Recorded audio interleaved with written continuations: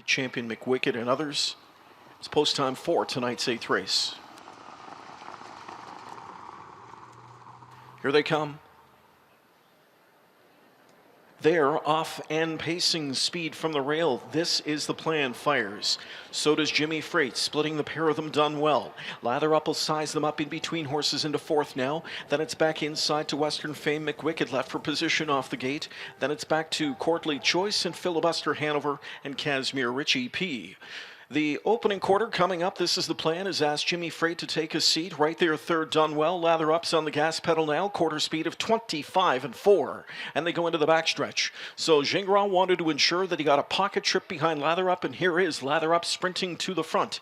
Into the pocket position. This is the plan to 3/8. Jimmy Freight is third. Done well fourth. Fifth inside to Western Fame. McWicked back in sixth. Seventh, Courtly Choice. Further back we go to Filibuster Hanover. And Casimir Richie P, a single file trailer on up to the midway point. Pacer single file at the half in 54 and 1. That's how much respect Lather Up gets. Lather Up goes into the final turn and he had them lined up at the half. This is the plan as second. Jimmy Freight is third. Dunwell is underway fourth outside now as McCarthy hits the gas pedal. Back into fifth as they pace the turn is Western Fame. So they're coming after Lather Up here. Outside pressure from Dunwell. Right there from in third. Boy, as this is the plan, a handful for Gingras. He's climbing over Teague and Lather Up. To the outside from fourth is Western Fame. Jimmy Freight escapes off pylons fifth. 3/4 in 122 and 1. So Lather Up survived that final turn. He comes into the stretch now, gets a slap of the wheel to secure from Teague. Lather Up is still there. He's put away Dunwell. Dunwell on the outside into second. Now up off cover comes Western Fame, roaring up from way back. Could it be Courtly Choice playing giant killer? Courtly Choice sets sail, and it's Courtly Choice with a stunning upset in the Canadian Pacing Derby. 148 and 4. Courtly Choice at 34 to 1.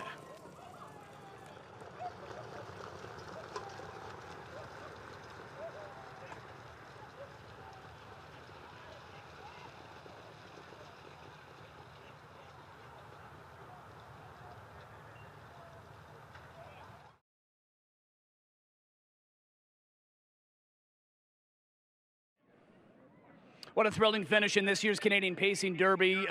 Celebration still continuing here, and I've got a very, very happy man that needs to catch his breath a little bit, Blake MacIntosh, winning trainer and co-owner. I mean, this horse has just given you so many thrills, but where does this stack up? Oh, right up there, because, winning at your home track, and, we were underdog coming in. Everybody forgot about him because he hadn't been racing that great, but last week, James just took care of him and didn't rush him too hard, and people were thinking that he wasn't that good, but he was really good last week. What had you thinking that he was setting up for a big effort like this? I just knew that we finally had his blood where we wanted it, and I knew that James had taken care of him the last couple of weeks, and he looked like he's back to his old self, and I'm just, ecstatic about this. I know you've had to, do some jockeying with the drivers, but talk about the job James has done for you with this guy. James has done an unreal job with him. I know when Dave called me on the Monday and said that he's going to go with McWicked, it was a bit of a kick in the crotch, and I was sort of disappointed, but, I looked at it that James hadn't been beat with him at that point, but, I'm just super proud of him. James is a great guy, and you couldn't get a better guy. Enjoy it, buddy. Congratulations. Thanks, Chad. Appreciate it. James, let's bring you in here, bud. Nice job, man. How did that go? Oh, it was amazing. I can't even put it into words. I'm so happy. I've been trying to get a crack at one of these big ones in Canada, and I just haven't had a lot of luck. And tonight the race set up great, and the horse was just unbelievable. Talk about before the race, before this result. I mean, just knowing that you were going to have this drive, you found out a couple of weeks ago. Yeah, when Blake had asked me, I was excited, and then I raced the horse, and he was unbelievable his first start back in Canada. And then last week, I just didn't put him in a great spot, and the horse still was digging hard through the wire. So I knew if I could find him a good helmet, he would give me the kick I needed, and he was airborne tonight. Talk about what you were thinking coming off that last turn and where you were sitting. I knew I had a lot of pace. Like he was just getting into gear, and everyone was kind of fanning out, and I didn't know what Lather Up would do because he always comes back on, and he's just such a great horse. He's hard to get all the way by, but when I tipped Courtly over, he was just I can't even explain the feeling. He was pacing so hard. Can you put it into perspective? This horse and the horse that he just beat. I mean, we just know that guy's a freak show.